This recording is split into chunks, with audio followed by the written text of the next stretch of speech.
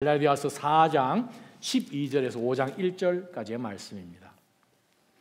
4장 12절부터 한 목소리를 함께 읽겠습니다. 형제들이여, 시작.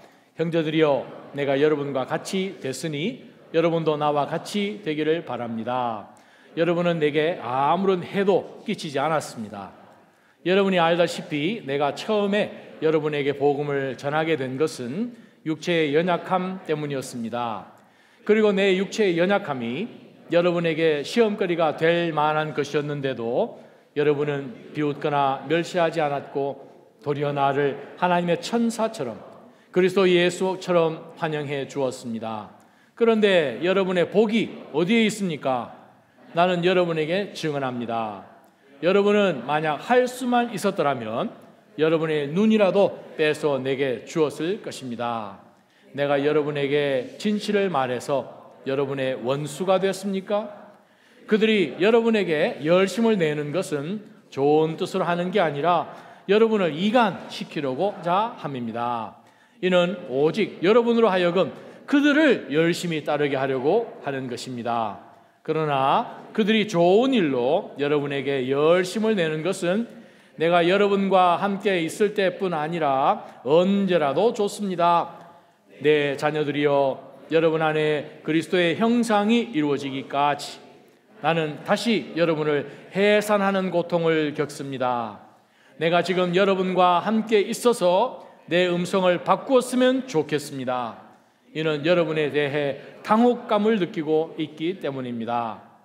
율법 아래에 있고자 하는 여러분, 내게 말해 보십시오. 여러분은 율법이 말하는 것을 듣지 못합니까? 아브라함에게 두 아들이 있었는데 한 사람은 여종에게서 낳고 다른 한 사람은 자유가 있는 본처에게서 낳았다고 기록되어 있습니다. 여종에게서 난 사람은 육체를 따라 낳고 자유가 있는 본처에게서 난 사람은 약속으로 인해 낳습니다. 이것은 비유로 말한 것인데 이 여자들은 두 언약을 나타냅니다. 하나는 시내산에서 비롯된 것으로 종노릇할 아들을 낳은 사람, 곧 하갈입니다. 이 하갈은 아라비아에 있는 시내산을 뜻하는 것으로 지금의 예루살렘에 해당합니다. 이는 예루살렘이 자기 자녀들과 함께 종노릇하기 때문입니다. 그러나 위에 있는 예루살렘은 자유자며 우리의 어머니입니다. 기록되기를 임신하지 못하는 여자여 기뻐하라. 해산의 고통을 모르는 여자여 소리 높여 외치라. 홀로 사는 여자의 자녀들이 남편 있는 여자의 자녀들보다 훨씬 더 많을 것이다 라고 했습니다. 형제 여러분, 여러분은 이삭을 따르는 약속의 자녀들입니다. 그러나 그때 육체를 따라 난 사람이 성령을 따라 난 사람을 핍박한 것 같이 지금도 그러합니다. 그런데 성경은 무엇이라고 말합니까? 여종과 그녀의 아들을 내쫓으라. 여종의 아들이 자유가 있는 본처의 아들과 함께 상속받지 못할 것이다 라고 했습니다. 그러므로 형제들이여, 우리는 여종의 자녀가 아니라 자유가 있는 본처의 자녀입니다. 그리스도께서 우리를 해방시켜 주신 것은 자유를 누리게 하기 위함입니다. 그러므로 굳건히 서서 다시는 종의 멍에를 매지 마십시오. 하나님이여, 오늘 이 말씀을 갖고 저희가 찔림받기를 원합니다. 도전받기를 원합니다. 그래야 주님, 저희가 변화되기를 원합니다. 하나님이 기뻐하실, 하나님이 인정하실 바로 그러한 삶을 살아낼 수 있도록 이 시간 성령 하나님 말씀으로 저희를 채워 주옵소서. 예수님 이름으로 간절히 기도합니다. 아멘. 잘 앉아주시기 바랍니다. 다들 경험해 보셨겠지만 우리가 가끔 비행기를 타고 이제 위에 있으면 아래 이제 집들이 건물들이 보이죠. 저는 이제 금요일 저녁에 이제 여기 오게 돼 있는데 쿠바에서 비행기가 1시간 15분 이제 연착이 돼서 이제 겨우겨우 이제 도착을 했는데 이미 9시에 비행기를 타고 보스턴에 넘어와야 되는데 시간이 안 맞는 거예요. 그러다가 문자가 왔는데 보스턴으로 가는 비행기가 마이애미에서 9시 20분으로 연기됐다는 거예요. 20분 정도 남았구나. 공항에서 아마 저만큼 미친 듯이 뛴 사람이 없었을 것 같습니다. 쭉 뛰었는데 뛰다가 너무 지쳐가지고 이제 걷는데 감사하게도 하나님께서 옆에 왜 우리 공항 가면 옆에 이렇게 기차 같은 거 있잖아요. 언젠가는 타보고 싶었습니다. 마침 지나가길래 나 지금 가야 된다고 얘기해 줬더니 거기 가냐고 타라고. 그분이 이제 열심히 갔더니 문이 벌써 닫혔어요. 그래서 비행기를 이제 놓쳤죠. 그리고 이제 그 다음날 이제 아침에 이제 비행기를 타고 오는데 이제 이쯤 오니까 보스턴 이제 착륙할 때쯤 되니까 밑이 이제 보이지 않습니까? 눈이 와서 참 아름답더라고요. 보스턴 지역이. 위에 우리가 비행기를 타면서 아래를 이렇게 내다보면 우리가 여기 살면서 보면 우와 굉장하다, 웅장하다, 멋있다 라고 생각하는 것들이 위에서 보면 이들 안 보이거나 거기서 거기죠. 비행기로 이렇게 오는데 해변 옆에 정말 굉장한 아름다운 집들, 이 빌딩들이 여럿이 있던데 위에서 보니까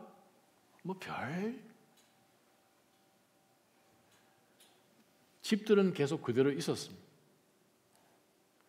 굉장한 빌딩도 그대로 계속 있었습니다. 위에서는 거의 잘 보이지 않을 것 같은 이 차들도 사실 계속 그 자리에 있었는데 달라진 것은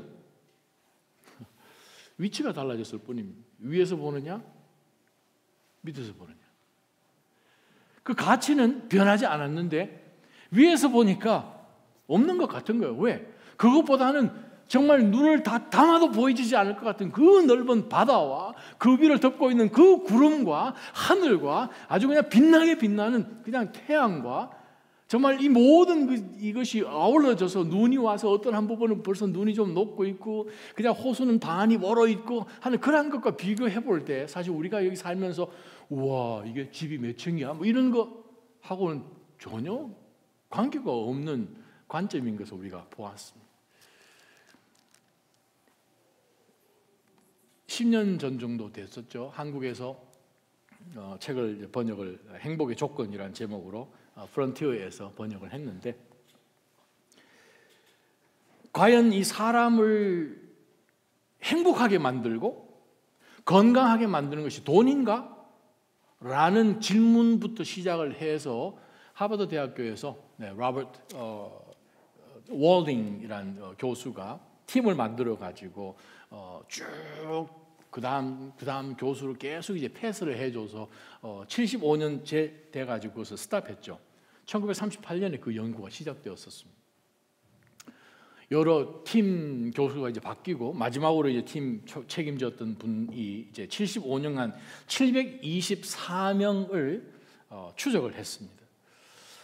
그 사람들의 어떤 직업을 가졌는지, 가정생활, 건강 대해서 이제 다 파악을 하면서 75년간의 아주 그냥 인덱스 스터디를 다 마감하고 그 모든 데이터를 꾸려서 만든 책이 바로 그 책입니다.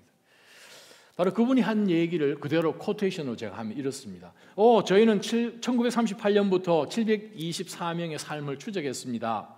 이들 중에는 하버드 대학생도 있고 보스턴 빈민촌에 사는 소녀들도 있었습니다만 하지만 우리가 이 75년간의 연구를 통해서 우리가 깨달은 것은 딱 한 가지입니다.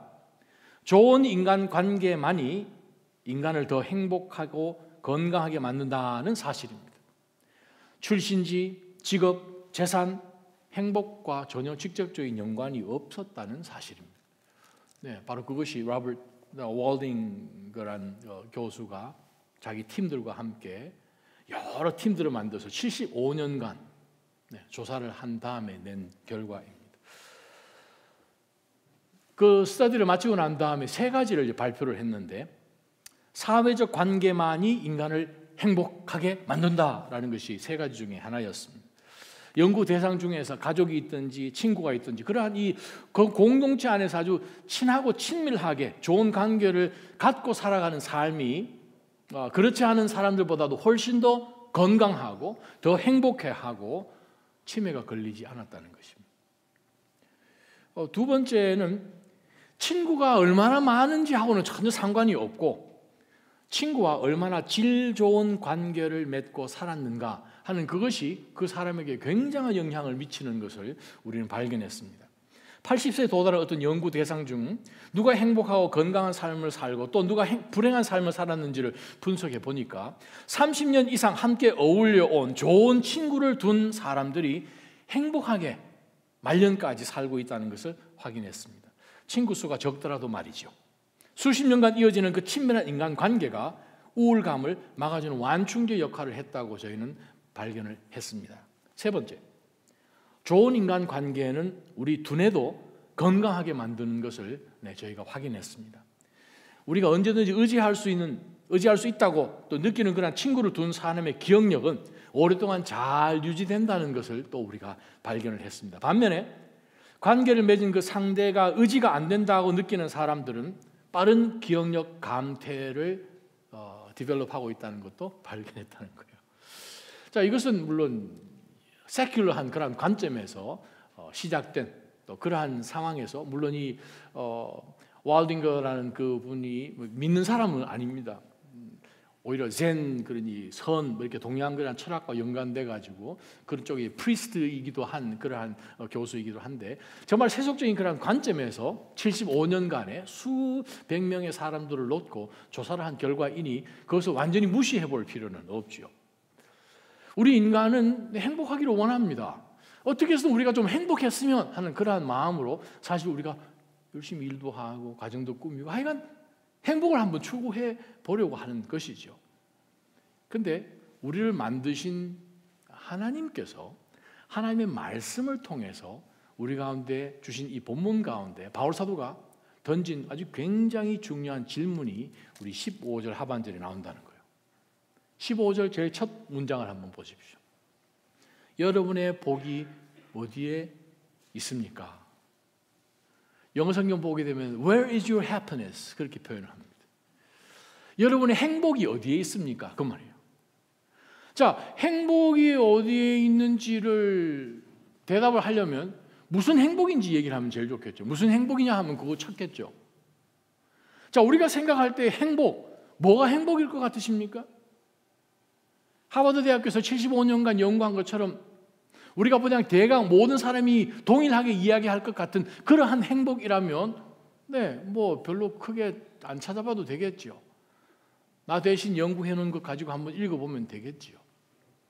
그런데 오늘 본문을 천천히 읽어보게 되면 정말 모든 세상 사람들이 행복을 추구하고 믿는 사람들도 행복을 추구하면서 사는데 정말 진정한 행복이 무엇인지 오늘 본문은 우리에게 분명하고 명확하게 정의까지 내려주고 있음을 우리 발견합니다. 자, 15절 첫 번째 읽어보세요. Where is your happiness? NLT 성경에서는 번역을 조금 다르게 했습니다. Where is your joyful spirit?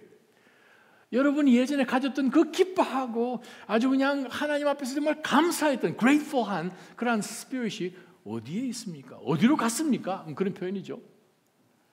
자, 이 배경 여러분 잘 아시잖아요.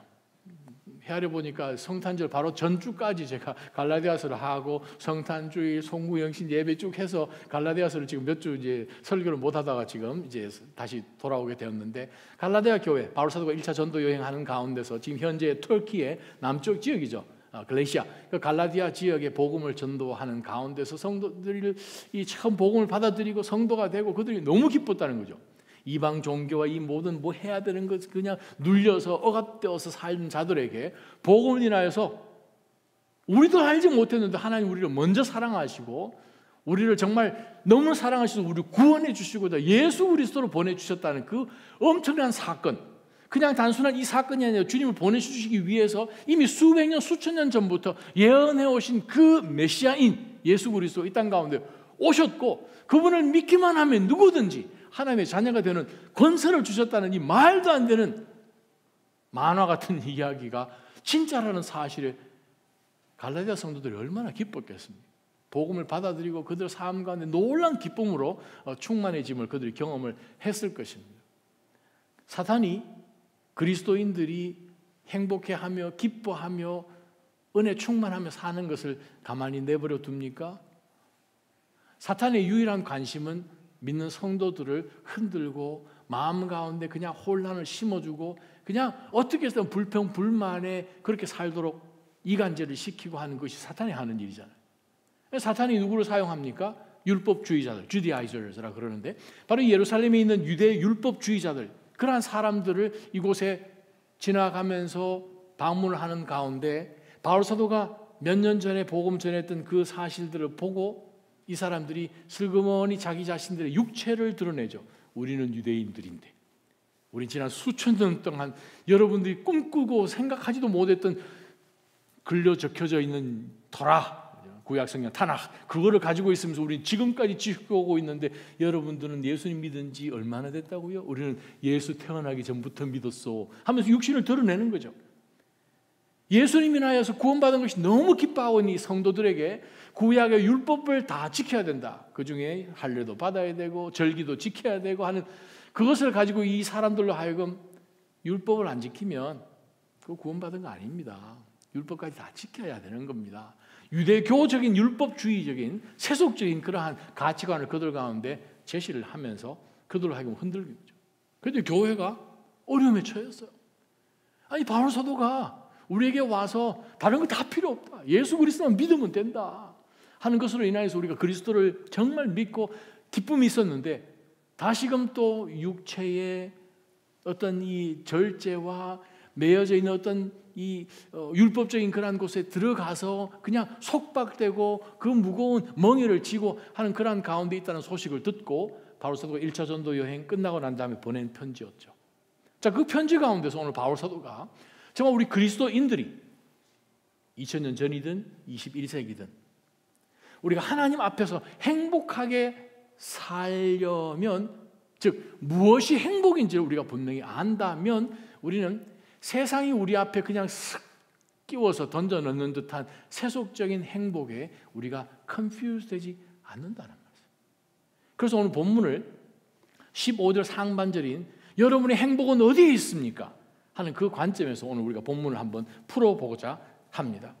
12절을 보게 되면 형제들이여 내가 여러분과 같이 됐으니 여러분도 나와 같이 되기를 나는 지금 바랍니다 라고 이제 바울 사도가 편지를 보냅니다. 뭐 같이 되었다는 얘기인가? 저는 유대인이지만 율법을 지켜서 하나님 앞에 의롭다가 될 육체가 전혀 없습니다. 나도 그냥 바리새파 집안에 태어나서 어려서 그냥 이 유대교까지 와서 어려서 이 훈련 받고 유학을 온 거죠. 예루살렘에 다소에서 태어나서 어려서부터 왔으니까 그 당시 법을 보게 되면 대개 유학하다 그러면 10대 초기에 유학을 하거든요. 어려서부터 유학을 왔을 거예요.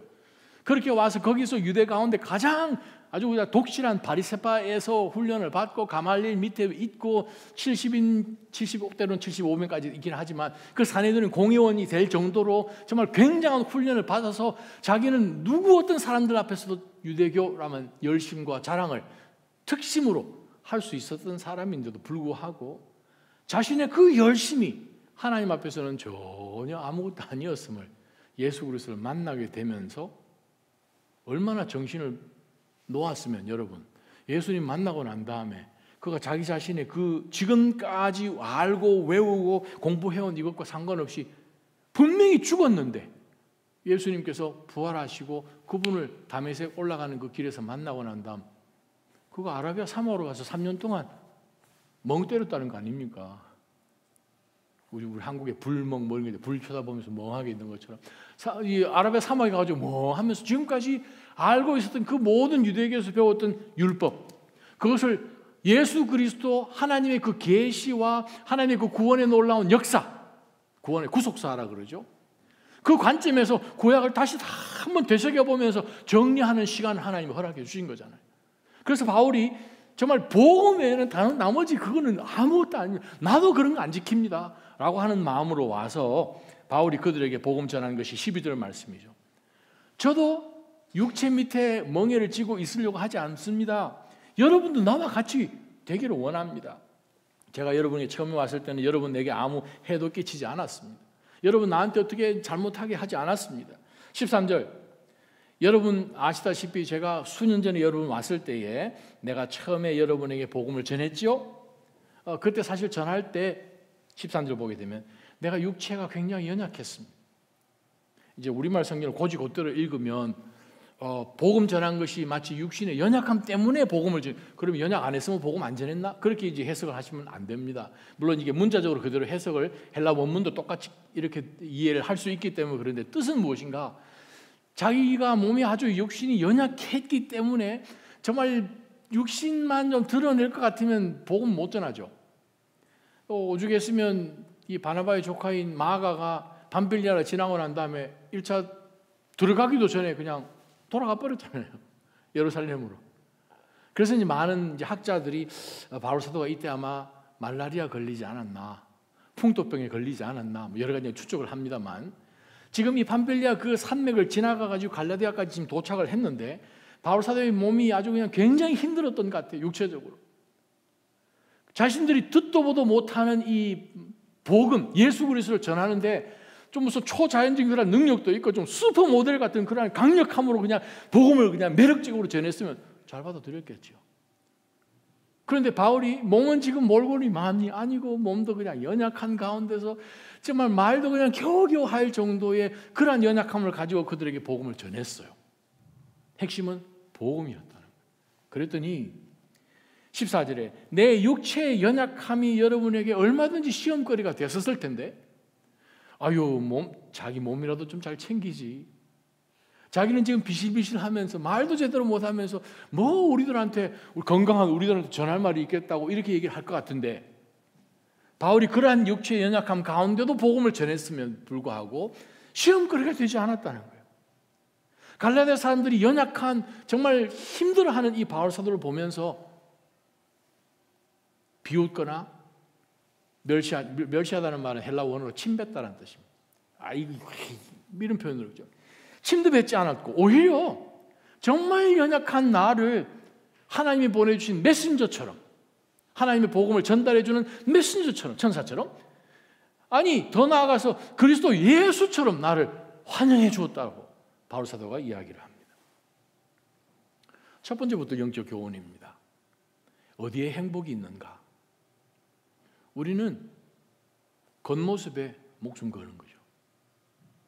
그런데 오늘 바울 사도나 복음을 처음 받아들였던 갈라디아 성도들에게서 배울 것이 있습니다. 바로 그것은 육체의 연약함이 시험거리가 되지 않는 것. 바로 그것이 복음이라는 거예요. 그것이 복이라는 거예요. 행복이라는 거예요. 우리가 누구를 보든 내가 누구를 대하든 간에 어떤 겉으로 보여지는 육체적인 그러한 것 바로 그것을 다 넘어버리고 정말 그 안에 숨겨진 그 가치를 놓치지 않는 것이 행복이라는 거예요.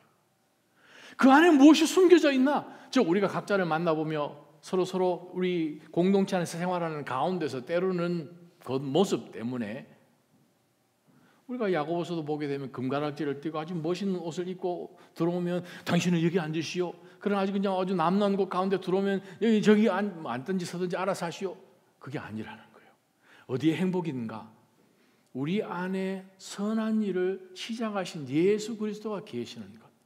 그분으로 인하여서 앞으로 어떤 놀라운 일들을 하나님께서 끄집어내실 바로 그곳에 초점을 둘 때 정말 진정한 가치에 초점을 둘 때는 우리는 행복을 놓치지 않습니다.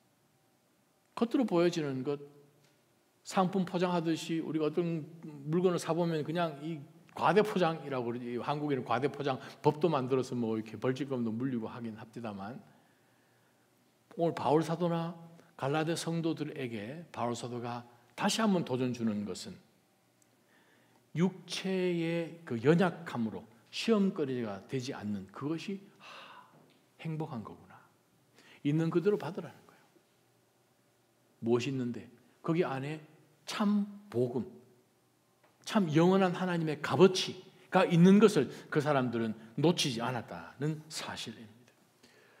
그런데 15절에 보니까 예전에 여러분이 그랬는데 나도 연약한 가운데서 정말 내 몸도 하나 못 가누면서 복음을 전했는데 내가 뭐라고 여러분이 나를 마치 하나님의 천사처럼 예수 그리스도와 여기 오신 것처럼 그렇게 받아주었는데 15절에 보니까 여러분의 행복이 어디에 있습니까?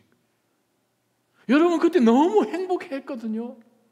너무 행복했는데 그 행복이 지금 어디에 있습니까? 겉을 본다는 거예요.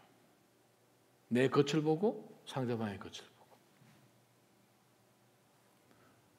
어떤 일이 새로 시작될 때에 의기투합이 되고 그때는 집에 가라 해도 그냥 가기가 싫고 그냥 모이기만 하면 재밌고 이 교회에서 끝나고 또 자기네 집으로 와라 이쪽 집으로 와라 그냥 즐겁고 재밌는 거죠. 그러다 보니까 그것이 시간이 흘러지면 그 기쁜 마음들이 갈라디아 성도들처럼 우리도 충분히 그럴 수 있음을 우리는 봅니다. 여러분 예전에 가졌던 joyful and grateful spirit이 어디로 갔는가? 다른 성경에서 Where is your happiness? 여러분의 행복이 어디에 있습니까? 우리가 행복을 어디다 두느냐에 따라서 그 행복을 놓치지 않을 수도 있고 어느 순간인가 율법주의나 세속주의 가운데 그 행복을 얼마든지 바꿔치기 해서 놓쳐버릴 수 있다는 거예요. 바울이 이렇게 이야기합니다. 나는 여러분에게 증언합니다. 왜냐하면 내가 거기서 보았고 여러분 속에서 있다는 것을 내가 눈으로 확인했기 때문에 나 증언합니다. 뭐라고 증언합니까? 여러분은 만약 할 수만 있었더라면 그때 여러분의 눈이라도 내가 아마 빼어서 주었을 거예요. 그래서 많은 학자들이 바울이 눈이 좀 안 좋았나 뭐 그렇게 이제 추측을 하기도 합니다. 안질이 안 좋았나 혹은 그에게 무슨 간질 에플립스가 있었나 말라리아가 있었나 뭐 여러 가지 그냥 학자들의 추측한 것은 있지만 뭐 성경 가지고 우리가 알 수 있는 것은 없고 우리 몸 가운데 중요한 것이 눈이잖아요. 몸 신체 가운데 가장 중요한 것이라 할지라도 나를 위해서 선뜻 그냥 눈을 그냥 나한테 그냥 뽑아서 줄 정도로 여러분 마음 가운데는 기쁨도 있었고 감사하는 마음이 있어서 행복이 했다는 거예요. 여기서 질문합니다. 여러분 행복하십니까? 쉽게 행복하십니까? 아니요. 그럼 혹시라도 내가 아니오라고 생각하는 그 근거가 우리가 보여지는 겉으로 보여지는 세상 모든 사람이 동의하고 있는 어떻게 보면 영원하지 않는 하나님 나라와 전혀 상관이 없는 그러한 것에 아마 행복해라고 한다면 오늘 말씀을 통해서 다시 한번 그 사람들이 그렇게 기뻐하고 행복해했던 것은 무엇입니까? 복음 때문에요. 예수 그리스도의 복음 때문에요. 하나님 나라에 대한 소망 때문에요. 행복했다는 거예요. 제가 그 농부 성도 집에 선교사님하고 그 부목사님 알레한드로하고 이제 들어갔는데 그 동네 사람이 또 같이 들어와서 5명이 그 좁은 데 앉아가지고 있는데 제가 의자에 앉는데요 숨을 좀 들이쉬면서 앉았어요. 혹시 내가 앉아가지고 또 그분보다 제가 몸무게가 조금 더 나갈 것 같더라고요. 의자 하나 또 방문한 사람이 또 의자 앉아 부셨다 그러면 또 동네 소문날 거 아닙니까? 조심해서 앉았어요. 근데 나보고 괜찮다고 막 앉으래. 삑삑 소리도 막 나고 막 좀 불안했어요. 커피 마시겠냐? 티를 마시겠냐? 쿠바는 또 우리 커피죠. 커피 마시겠다.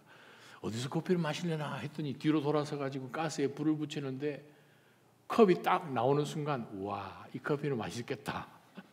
플라스틱 컵에 소금, 설탕 할 거냐? 설탕 가져왔는데 설탕이 반이 굳어가지고 이게 안 퍼져요.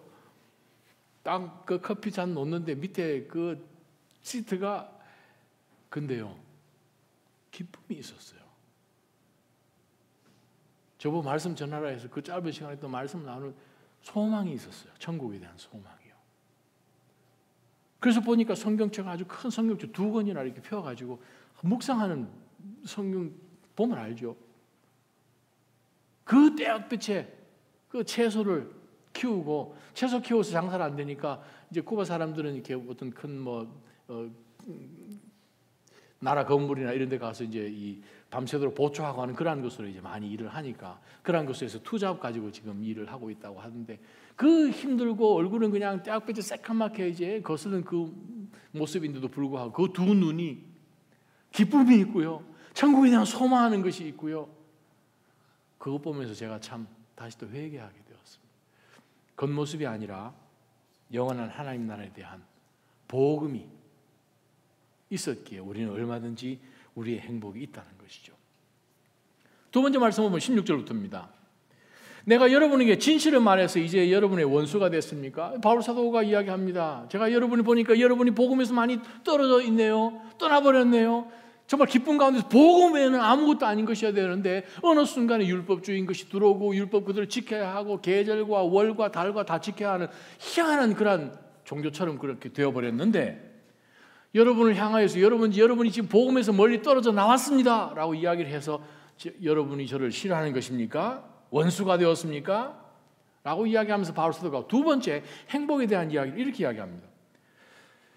자, 이 율법주의자들이 여러분에게 열심을 내는 이유는 좋은 뜻으로 하는 게 아니라 여러분을 복음으로부터 이간시키려고 하는 것입니다. 이는 오직 여러분으로 하여금 그들을, 율법주의자들, 그들을 열심히 따르게 하려고 하는 것입니다.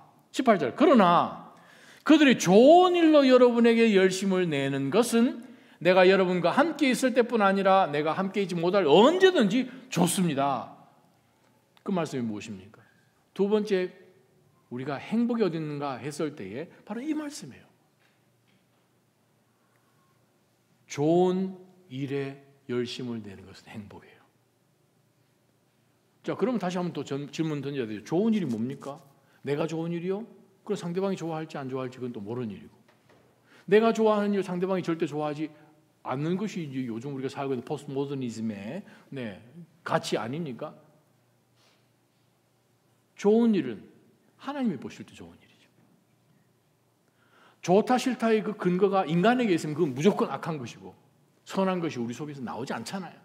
어떻든 내 자신을 좀 드러내게 하든지 나를 좀 자랑하려고 하든지 사람들 앞에서 나라는 것을 드러내려고 하는 그것이 우리는 좋다라고 이야기하지, 나에게 조금만 해가 돼 보세요. 나를 조금만 무시된다고 생각해 보세요. 가만히 있을 사람 누가 있겠나? 그런데 오늘 말씀은 이렇게 이야기합니다. 좋은 일로 여러분에게 열심을 내게 하는 것, 즉 어떤 사람을 따르게 하기 위해서가 아니라 성경에 여러 군데서 나온 말씀처럼 하나님이 기뻐하시는 그 선한 일을 위해서 열심을 내는 것은 행복인 거예요. 할렐루야. 저는 여러분께서 선하신 하나님의 뜻, 바로 그것을 위해서 열심을 내는 행복이 여러분 가운데 있기를 주님의 이름으로 축원합니다. 여러분, 우리가 지금 살고 있는 이 세상에서도 가치가 있는 것은 희생하지요. 우리 아이들 대학, 미국이 학비가 더 엄청 지금 많이 올라지 않습니까? 예전보다도 학비가 더 비싸지 않습니까? 그런데 그 많은 학비를 주고도 학교로 보내는 이유는 가치가 있으니까, 교육이 중요하니까. 여러분, 가스 돈 주고 넣으시지 않습니까? 내가 여기서 저기로 이동하는 것이 시간 내에 가치가 있기 때문에 자동차 가스를 넣고 옮기는 거죠. 탐험을 합니다. 목숨 걸고 잘못하면 떨어져 죽을 수도 있는데 하는 이유는요, 가치가 있다고 생각하니까. 가치가 있는 모든 것을 값을 치러야 됩니다. 공짜가 없죠. 희생해야 됩니다. 거기에 집중해야 됩니다. 그런데 오늘 본문 가운데서 이야기하는 것은 좋은 일로 여러분을 열심을 내는 것, 즉 하나님이 보실 때 기뻐하실 선한 일을 위해서 열심을 내는 것은 이것보다도 행복한 게 없는 거죠. 왜? 하나님 앞에 가서 받으실 상급이 있는 거거든요. 바로 그거죠.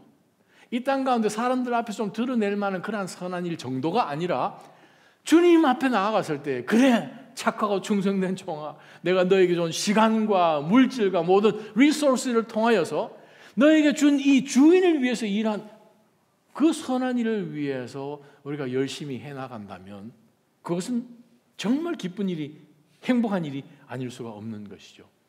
우리가 얼마 전에 큐티 묵상했던 골로새서 말씀도 마찬가지. 골로새 3장 1절 2절 보게 되면 뭐라고 말씀하십니까? 위를 바라보라. 땅에 있는 그냥 군생들을 살아가는 그것 가운데서 오늘은 기뻤다가 내일은 해피 안 하고 오늘은 해피하고 조건적으로 왔다 갔다 하는 그런 해피니스가 아니라 멀리 있는 것을 바라보면서 상황하고 상관없이 기뻐할 수 있는 하나님의 그 소망, 하나님께서 우리를 향한 그 약속하심, 그것이 성취된다는 그것 가운데서 그냥 선한 일을 위해서 열심을 내는 것보다도 행복한 것이 없는 거죠. 이사야서를 보게 되면 재미난 구절들이 많이 있지만 핵심적인 구절 중에 하나가 40장에 등장합니다. 여러분이 너무나 잘 아시는 말씀이요. 26절 한번 읽어봅니다. 눈을 높이 들어, 시작. 눈을 높이 들어 위를 쳐다보라. 누가 이 모든 것을 창조했느냐? 그분은 별자리들을 하나하나 불러내며 그것들을 각각 이름대로 부르신다. 그분의 능력은 크시고 힘은 강하시니 하나도 빠뜨리지 않고 부르시는 하나님이심을 보아라, 이 말이죠. 자, 지금 이 이사야의 배경이 무엇입니까? 지금 티글라스 필레저가 지금 쳐들어오고 많은 나라들이 다 그냥 사라지고 지금 이제 이스라엘 향해서 지금 이제 침공하려고 지금 오고 있는 지금 상황 속에서 계속해서 지금 이 아수르가 지금 공격하는 것은 무엇입니까? 너네 나라 우리 못 이긴다. 우리가 섬기는 이러이러한 신들을 너희들이 섬기는 여호와가 어떻게 이기겠냐? 다른 모든 나라 신들도 다 지금 맥을 못 추고 다 죽어버렸는데 너희 이스라엘이 섬기는 여호와 우리 신들하고 게임이 안 된다. 포기해라 하면서 지금 쳐들어오는 상황 가운데서 이스라엘의 입장에서는 하나님은 하나님이시라면서요. 좀 도와주시오 하고 있는 가운데에 하나님 역사 안 하시는 것 같잖아요. 물론 이스라엘 백성들이 이미 초반에 하나님 앞에 제대로 예배를 드리지 않고 제대로 신앙생활하지 않고 우상 숭배하고 물질적으로 살았지 않습니까? 그러다 북쪽 이스라엘도 날아가고 남쪽 유다도 날아가는 그런 상황인데 그런 가운데서 하나님이 이 이사야를 통해서 이스라엘 백성들이 주신 메시지잖아요. 자, 그 배경 가운데서 하나님이 이사야에게 통하여 이스라엘에게 주신 말씀이 무엇입니까? 눈을 들어 위를 좀 봐라. 우리로 하여금 퍼스펙티브를 바꾸라, 이 말씀이죠. 그냥 이 땅 가운데 일어나는 일 바로 옆에서 그냥 그 엄청난, 물론 그 당시는 뭐 이 아시리아 하게 되면 뭐 이 대결할 만한 다른 넘버 2 나라가 없었죠. 이집트도 그냥 맥을 못 추고 있는 시대였으니까. 근데 지금 아수르가 어디 있습니까? 어시리아. 그 뉴욕에 있는 메트로폴리탄 뮤지엄 가면 있습니다. Ancient Near East Chamber 가게 되면 아수르의 여러 유적 유물들이 아직 있습니다. 중요한 것은요, 우리가 살고 있는 이 살아가는 삶 가운데서 너가 주장하고 내가 주장하는 정도의 행복이 아니라 위를 바라보는 하나님을 바라보는 우리를 향해서 역사하고 계시는 그 하나님의 손을 좀 봤으면 좋겠다라는 것이 하나님의 마음이었어요. 이사를 통해서 주실 말씀. 너 위 좀 보면 안 되겠냐? 우리가 우리 하늘에 있는 그 별들을 바라보면 무엇을 느낍니까? 하나님 말씀, 저건 내가 만들었고 이것도 내가 만들었고 내가 이름 다 지었다. 일렬 종대로 부르시는 하나님의 바로 나다. 그것을 지금 이사야를 통해서 이스라엘에게 주신 메시지죠. 바로 그 말씀은 오늘 바울 사도를 통해서 우리에게 똑같은 일을 주십니다. 세상은 자기들이 주장하고 옳다고 하는 길들이 다 있습니다. 그런데 그 길 끝에는 문제는 하나님 안 계신다는 그게 문제죠. 영원하지 않다는 것이 문제죠. 하나님이 기뻐하시는 그 선한 일을 위해서 우리가 열심히 달려가는 그것만큼 행복한 것은 없는 것이에요. 그래서 19절에 바울 사도가 이야기합니다. 내 자녀들이요. 바울 사도가 이렇게 표현한 건 처음입니다. 바울 서신에 나오지 않습니다. 신약 성경에도 여기가 딱 한 번 나옵니다. 무라는 표현. My dear children 이런 표현인데 이렇게 부드럽게 표현한 것이 신약 성경에는 없습니다. 하박스 레가모나라고 표현을 하는데 내 자녀들이요. 여러분 안에 그리스도의 형상이 이루어지기까지 나는 여러분을 해산하는 고통을 다시 겪습니다. 그 말은 하나님께서 나를 역사하셔서 선한 일을 위해서 해낼 수가 힘쓰는 건 어렵죠. 쉬운 게 어디 있겠습니까? 그러나 그것을 통해서 그리스도의 형상이 우리 안에서 조금씩 완성되어 가는 바로 그 프로세스 가운데 있고 결국에는 우리가 하나님 앞에 섰을 때 와 주님 얼마만큼 닮았는가 하는 그것 가지고 우리에게 하나님께서 상급 주실 거 아닙니까? 바로 그 말씀을 바울이 이야기합니다. 그래서 20절에 바울이 안타까운 마음으로 내가 지금 여러분 옆에 있다면 내가 음성을 바꾸어서 좀 강하게 여러분을 좀 몰아쳤으면 좋겠습니다. 그런 표현이죠. 더 정말 여러분이 이 율법주의자들 또 세속주의자들이 들어와서 여러분 혼란시키게 했던 그런 상황 속에서 여러분 정신 좀 차리시오 라고 지금 얘기하고 싶다 이 표현입니다. 혹시 이 가운데 너무나 마음 가운데 염려도 많고 건강도 안 가고 힘든 가운데서 나의 신앙생활도 혹시라도 느슨해지고 있다면 바로 이 immediate context 속에서 나는 하나님이 기뻐하실 선한 일을 위해서 좋은 일을 위해서 내가 열심히 하고 있는가를 한번 돌아봐야 된다는 거. 왜? 그것이 행복이니까요.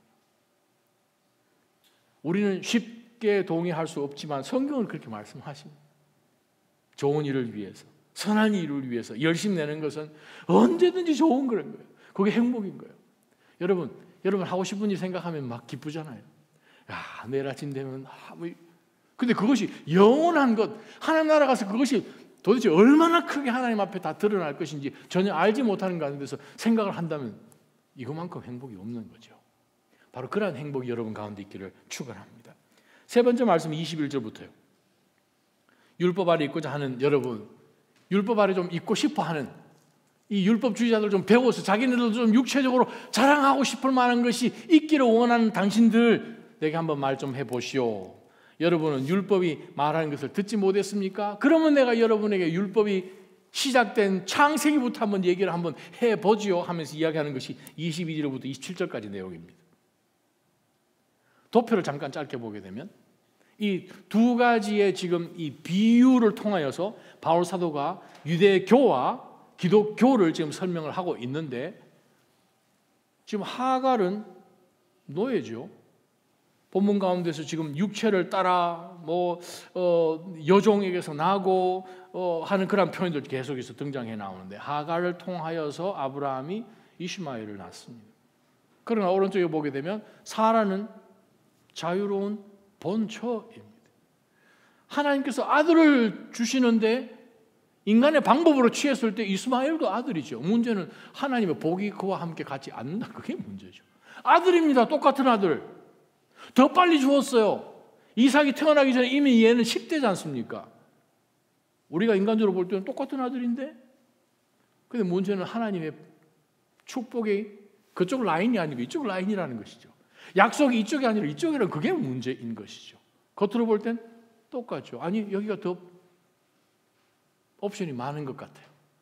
벌써 청소년이니까. 옛 언약을 상징합니다. 그 말은 계속해서 지금 그 밑에 지금 있어야 되는 거예요. 죄 밑에, 어떤 굴레 밑에, 멍에 밑에 있어야 되는 거죠. 근데 반대편을 보게 되면 이건 새 언약이에요.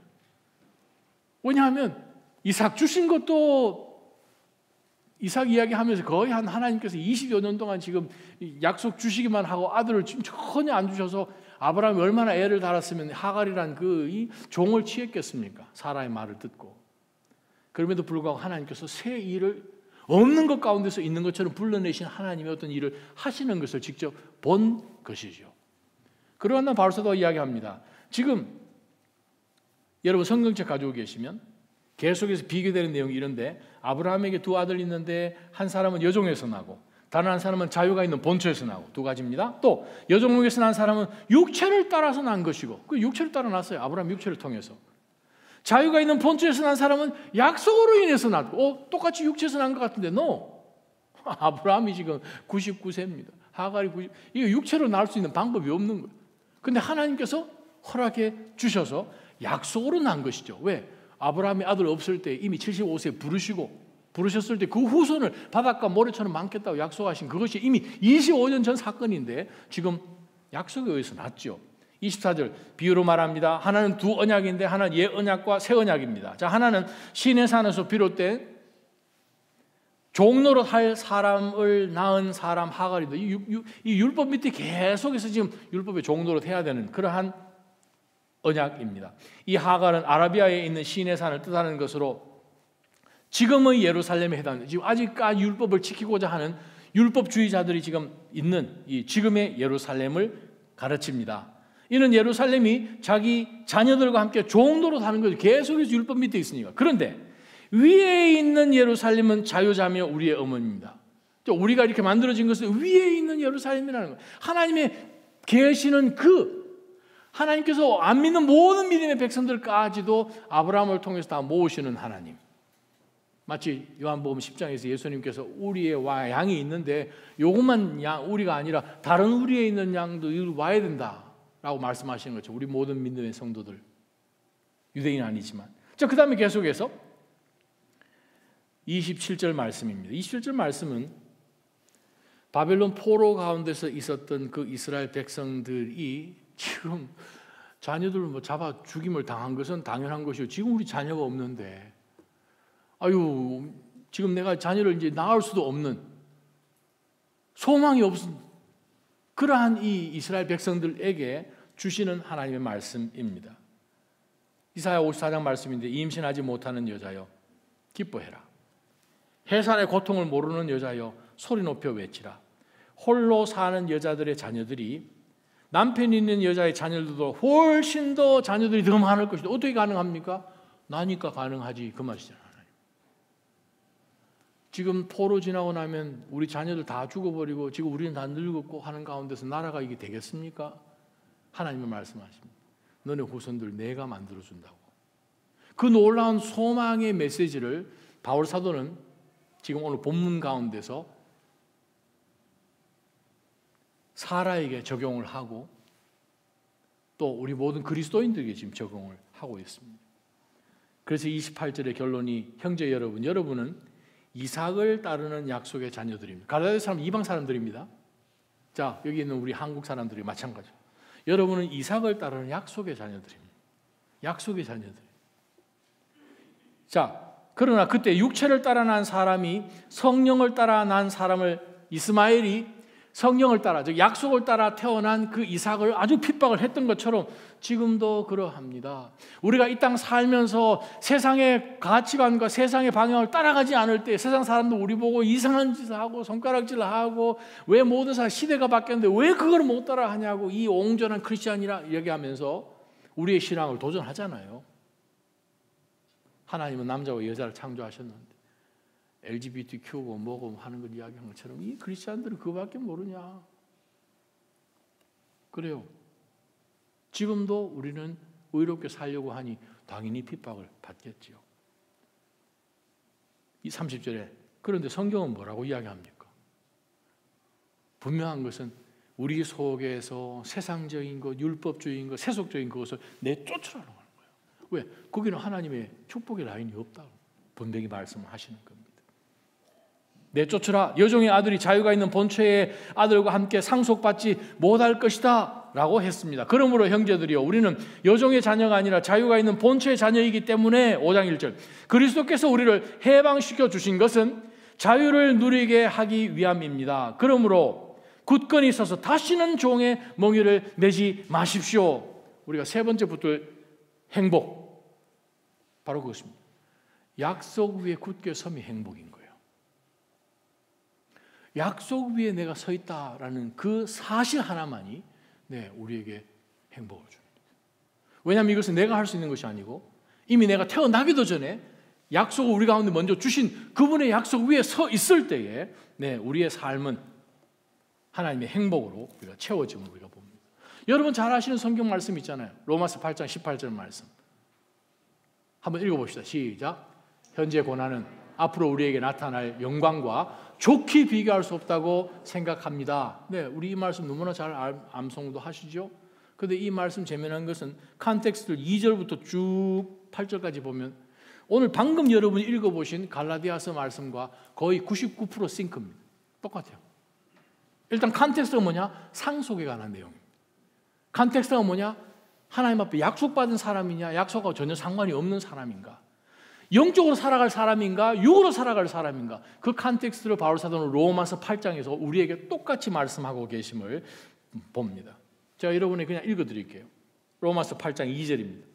그러므로 형제들이 우리는 육신을 따라 살아야 하는 육신에 빚진 사람들이 아닙니다. 3절 만일 여러분이 육신을 따라 살면 반드시 죽을 것이지만 성령으로 몸의 행실을 죽이면 살 것입니다. 4절 누구든지 하나님의 영으로 인도를 받는 사람들은 하나님의 아들들입니다. 5절 여러분은 다시 두려움에 이르게 하는 종의 영을 받지 아니하고 양자의 영을 받았습니다. 우리는 그 영으로 아빠, 아버지라고 부릅니다. 6절 성령은 친히 우리의 영과 더불어 우리가 하나님의 자녀임을 증언합니다. 7절 우리가 하나님의 자녀이면 또한 상속자입니다. 우리가 그리스도와 함께 영광을 받기 위해 그분과 더불어 고난을 받으면 우리는 하나님의 상속자요 그리스도와 함께 상속자가 됩니다. 오늘 본문 읽은 것과 똑같죠? 고난받습니다. 세상으로부터 우리는 핍박받습니다. 그럼에도 불구하고 우리는 하나님의 약속의 자녀들로서 우리가 그 고난을 통과하는 가운데서 우리는 더욱더 믿음 가운데 단단해지고 그 가운데 우리로 인하여서 주변 모든 사람들에게까지 복음이 선포될 수 있는 하나님의 약속은 상황과 전혀 상관없이 반드시 이루어진다는 그 엄청난 간증을 갖고 우리 주변 사람들에게 우리는 드러내 줄 수 있겠지요. 고린도전서 15장 말씀입니다. 고린도전서 15장 여러분 잘 아시는 말씀이에요. 부활장이라고 표현하잖아요. 길게 읽을 필요 없고 제일 마지막 결론에 해당되는 두 구절 말씀을 보면 고린도전서 15장 50절에 이런 말씀이 있죠. 살과 피는 하나님의 나라를 이어받을 수 없고, 똑같이 상속 이야기예요. 하나님의 나라를 상속받을 수 없고 썩을 것은 썩지 않을 것을 상속받을 수 없다. period. 그래서 결론이 마지막 절입니다. 그러므로 내 사랑하는 형제들이요, 굳게 서서 흔들리지 마십시오. 바울이 오늘 5장 1절에 했은 말씀이에요. 그러므로 굳게 서서 다시는 종의 멍에를 매지 마십시오. 다시는 육체대로 살지 마십시오. 다시는 세상이 우리에게 제시하는 그런 이 밸류 시스템을 가지고 살지 마십시오.